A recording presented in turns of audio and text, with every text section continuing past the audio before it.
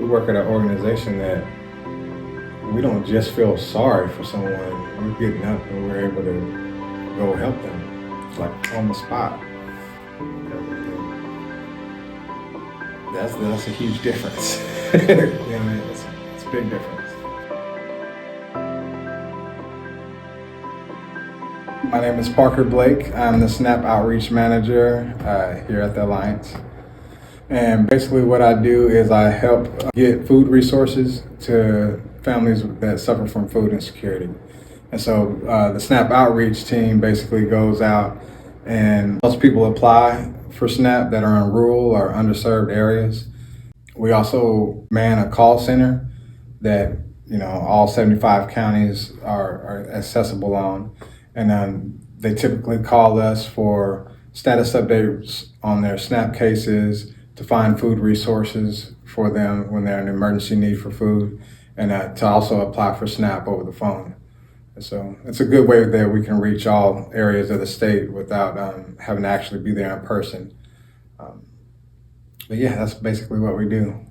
I've worn quite a few hats over the years. I'm 65, so I've had an opportunity to build up quite the different activities in my resume. I've been an EMT, a volunteer firefighter. I was a lieutenant at the fire department. I've worked as a hazmat technician. Was a data analyst probably for the longest, among plenty of other things that I've done. I came to the Alliance because I had gone back to school in 2016 to be a nurse. And so I took all the prereqs and applied to nursing school and got put on the wait list. So in the interim, I was offered a job here, and it actually was just part-time in 2018 as a SNAP advocate. My name is Valentina Simon, and I am the SNAP Outreach Specialist here at the Arkansas Hunger Relief Alliance. I used to work at a ministry called Mikasa in Pine Bluff. It's through the Methodist Church. And we had heard about Arkansas United. Arkansas United is an immigrant organization that helps families with different resources. And so they invited me to go out to a gala, which they do each year. During the gala, I met Lance Whitney, and he talked to me about the Alliance for the first time in my entire life.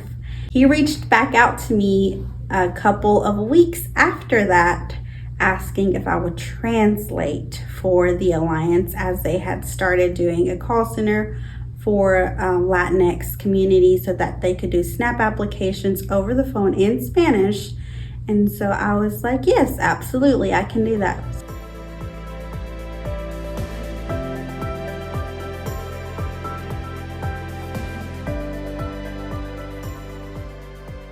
In a nonprofit organization, helping people find food or fight food insecurity was really important to me because I have a background of being food insecure.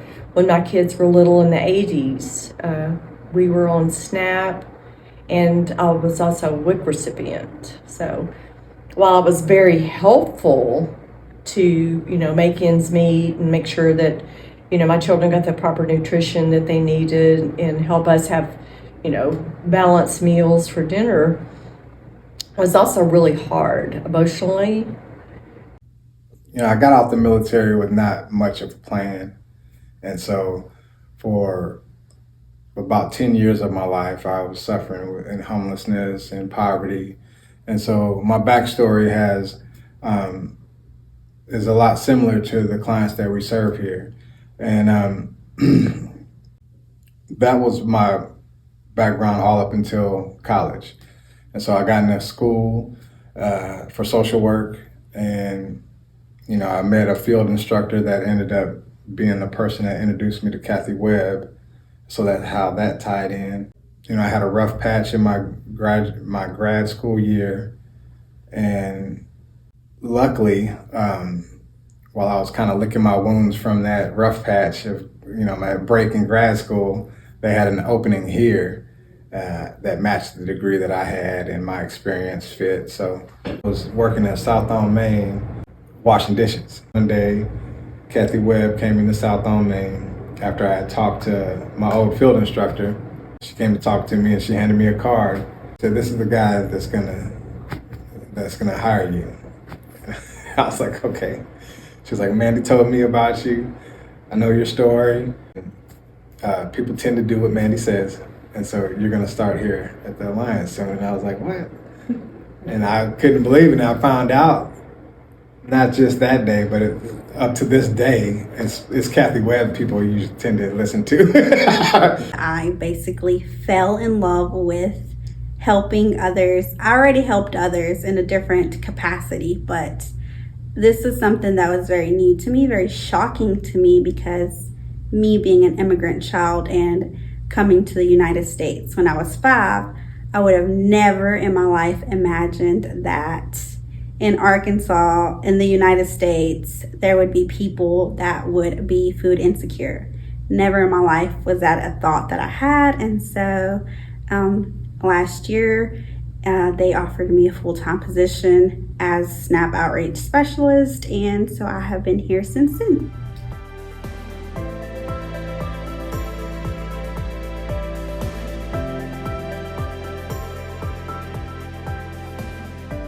When you're rushing to go without a plan somewhere that is away from what you know, you put yourself in a very vulnerable situation.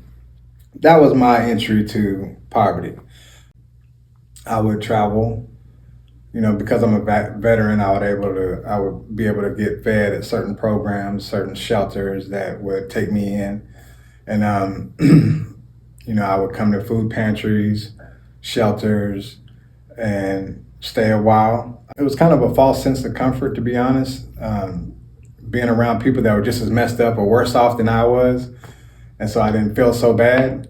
But it was a very unstable and demoralizing kind of existence for a while.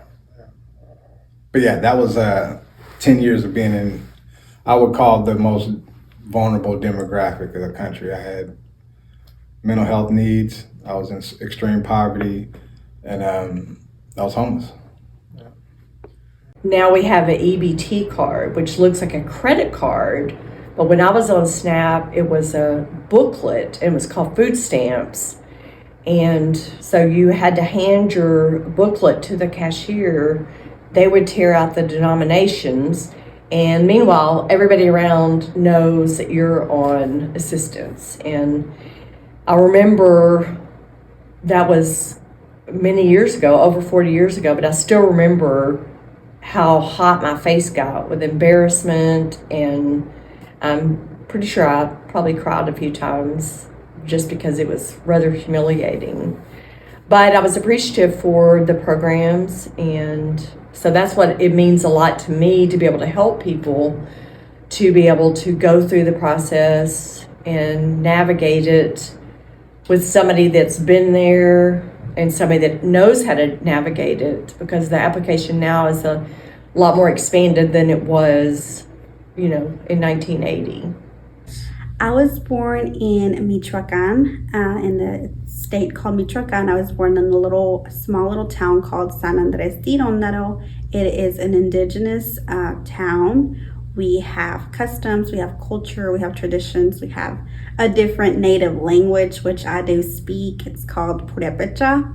And so I came when I was 5, and I didn't come knowing where I was going, of course, but I am here now. I went through elementary school, middle school, and I did high school back in Mexico. So I went back to Mexico, finished high school down there, and then came back up here and did college.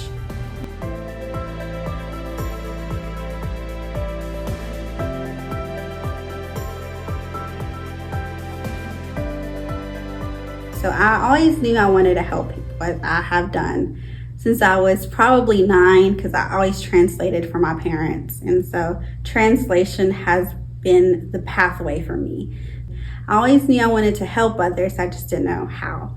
And I have 2 big things in my life that I am very, very passionate about, which is children. I love children.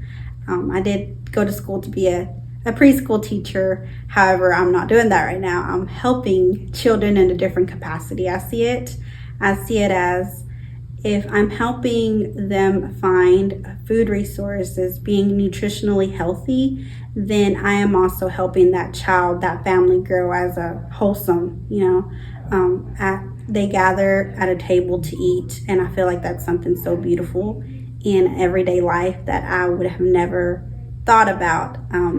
Like I said, being an immigrant, I always thought that my parents had what they called an American dream for me to have a better future, a better life. And I never knew that in America, there also wasn't a better life. Like there's people struggling through the same thing that I saw in Mexico. And I think transitioning from the US to Mexico made me shockingly open my eyes in figuring out what I wanted to do, because I went back to Mexico, to my little town, and I saw families struggle for food. I came back over here, I saw families struggle for food. It's the same thing in a different place. And so I feel like making an impact in those people's lives has really been a priority in my life. I have a family, I have a child, and I feel like doing this job really helps me protect my family, helps me be a better person, a better mom, a better wife, a better daughter. And I just think that it's been very impactful through the Alliance. This has all been through the Alliance because they've really opened my eyes to these new things that I can see now. Being able to tell someone that we have a gift card for them through our generous donors and grants that we apply for, that we have a gift card for them to be able to buy groceries for their family, is probably one of the things that touches my heart the most.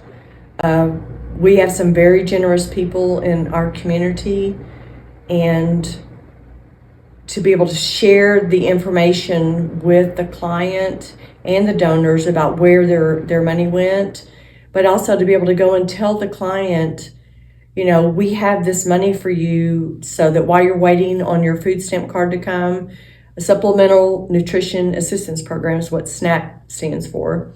So while you're waiting for your card, we have $50 or X amount to be able to help you bridge that gap.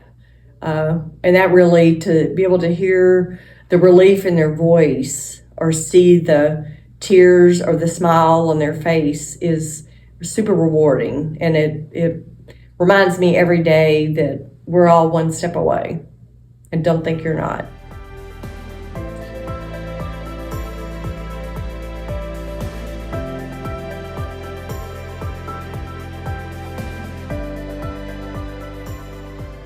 A friend of the Alliance named Jeremy Everett wrote this book called I Was Hungry.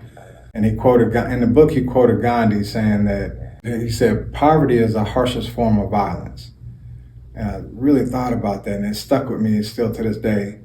And I think about it all the time because it's true. It is the harshest form of violence. Poverty is. But Jeremy also said that hunger is the harshest form of poverty. And I agree with that too. And then, being that we're in this line of work, it's how important it is. And we're not just feeding people, we're stopping crime, we're stopping violence from happening. And when I thought about it in that context, yeah, man, years of being on the streets, I can recollect numerous times that violence occurred being on the street. People in desperation, what they do is remarkable. Length that they'll go to make sure that they're fed or their needs are met. I believe that the time that people ask for help is already past the time that they need it. The system here doesn't have their needs at a high priority, in my opinion. I'm not saying that they don't help a lot of people, because they help hundreds of thousands of people every year. Programs like SNAP and DHS are the only government funded programs that help households the way they do. I just wish that it would be a little faster, and I wish more people cared about helping those programs be more effective for the people in poverty here. Because, as I said, yeah, I agree with Jeremy Everett and a lot of my colleagues and that the time that you wait for help is very humiliating and it's unstable. One of my hopes, I have many, but one of my hopes is to get the EBT cards made here in Arkansas. It would help streamline the process for especially for expedited families. Expedited families are people that are in the emergency need for food. Having the EBT cards coming from where they come from now, it takes about 2 to 3 weeks to get them. They say 7 to 10 days, but it's not normally not. And from my experience, it's not that quick. And couple that with the 2 to 3 weeks that it takes, really 3 to 4 weeks that it takes to find out if you're approved, it makes the average SNAP application take about 4 to 7 weeks from the time you apply to the time that you have access to the benefits. I just think that we can do better, and our advocacy department is really important here. We're very effective. This team is really effective in getting stuff done. And I've seen them help thousands of people already since I've been here. And so speeding up the SNAP process is definitely up there on my list. But I might be biased because I manage the SNAP team. And so of course I would want SNAP to be improved, be high on the list of our priorities. Yeah. Knowing how to speak both Spanish, English, and my dialect has really always opened the doors for me. I'm not helping just one group of people, I'm helping probably a whole generation of people. And I came to the United States not knowing Spanish. So I knew my native dialect, which is Purepecha. I knew that because that's what we spoke in my pueblo, my little town. But I didn't know Spanish. So whenever I came to the United States, I learned Spanish through the church that I went to because I would like to read. I loved reading different lectures and different stories and Bible study and all that. And so I learned Spanish like that, which is very odd. I always tell people it's funny how I didn't know Spanish when I came here, but growing up, I translated for my parents all the time from dialect to Spanish, Spanish to English. So it's really been kind of like a roller coaster for me, even amazing because I didn't know how to speak Spanish and now I know how to speak Spanish and English really well. So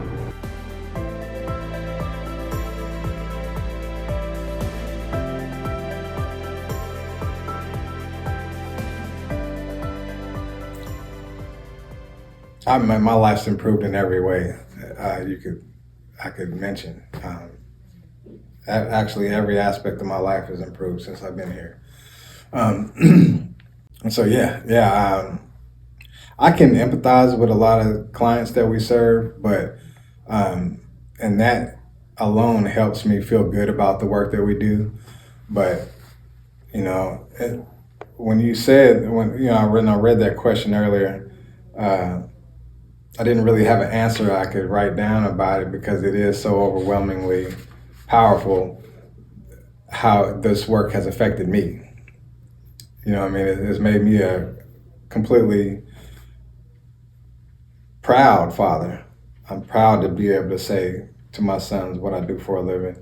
I love to include them in my work when I can. I love to talk to them about it. I love to explain to them what it is to be homeless and what it is to help someone that's in need. And I don't think I could do that if I wasn't here.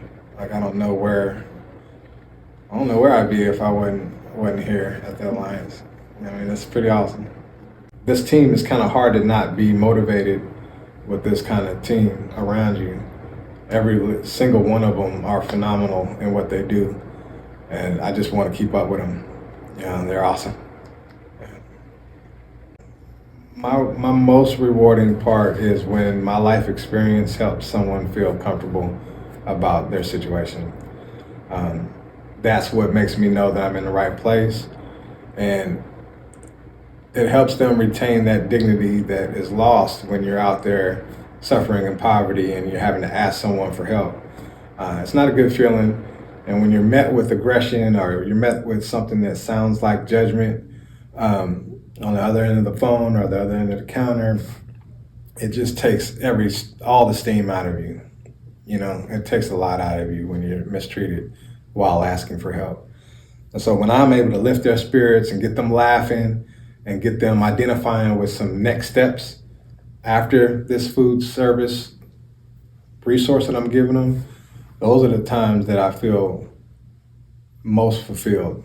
You know what I mean? Because my life experience is not just serving them, it's teaching me that it was for something. Like I didn't suffer all that in vain. You know what I'm saying? And so it's kind of a dual perk. Yeah. Always been a really empathetic person. And I think even though I've played many roles throughout my life in different, totally opposite directions of what this organization does to help in hunger in Arkansas, I think that just learning how we can advocate, it's not just saying, let me help you apply for SNAP. It's let's talk to the legislators. Let's talk to them and give them information about why this is not a good law that you're trying to pass or a bill. One person can make a difference, and people do have a voice, and I encourage them on a daily basis, please use your voice. Learn about the bills that are trying to be passed, educate yourself about it, and know that you can go to the Capitol on Lobby Day and talk about the bill and actually make a difference, make the lawmakers think a little bit differently and give them a different perspective, some personal stories. It goes a long way. Our call center, we take applications for families over the phone without them needing to be here in person, without them needing to even write or read or nothing, because we do all of that for them. So the relief that you can have on a person through doing this application is just like the best feeling in the world. By the little things such as following up with them, because each time they do an application, we follow through the whole process until they get a letter of approval or that they need more information or anything. We'll stick with them through the entire process. And I think that is really, really rewarding, because there's nothing better than hearing a person feel relieved of something that they really, really do need in order to live. Yeah, I think that's the key. Like when we answer the phone and we call them back, it lets them know that we're not one of those places, because and that's always surprising. Not always. Some of them are used to hearing from us now, but some people are still blown away that we're calling and we're answering the phone. They're like, "Oh, there's a person answering. Oh, hi." I thought I was gonna get another machine, and yeah, we're not machines, and we do treat people with dignity, and we follow up. We help. Yeah.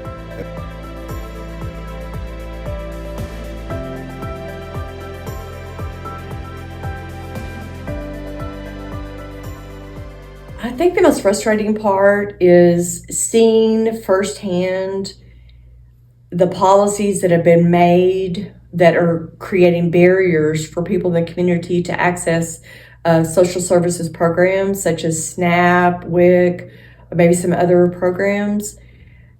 Seeing those firsthand, but yet when the lawmakers are in session and we go in and we talk to them and we present them with the facts and how it's affecting the people in their community, some of them are not listening, and it makes it, really heart-wrenching for me, because I see the effects firsthand to the people that we deal with every day. But I do think that our lawmakers are listening more, and it gives you a sense of satisfaction knowing that you, by sharing a story of one of the people that you have talked with and learned their plight, share it with the lawmakers, you're making a difference, and you actually can change their way of thoughts. Like, it's going to take policy changes. It's going to take significant strategic changes, and that I think that are really important and will help the state a great deal.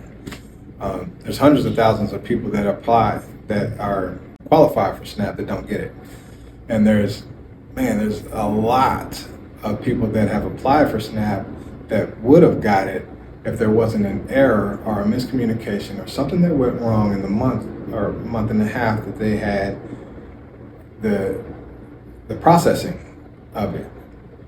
And that can be fixed. I don't have all the answers for it, but I know that we're in the process of working together to figure out how we can make this program more effective, because it's a great program. What they do, like I said, is unmatched. There is no other entity like DHS or SNAP for people in poverty. There is nothing like it. And so we have to be able to support them and help them magnify it and get behind them and help them in any way that we can. That's what, yes.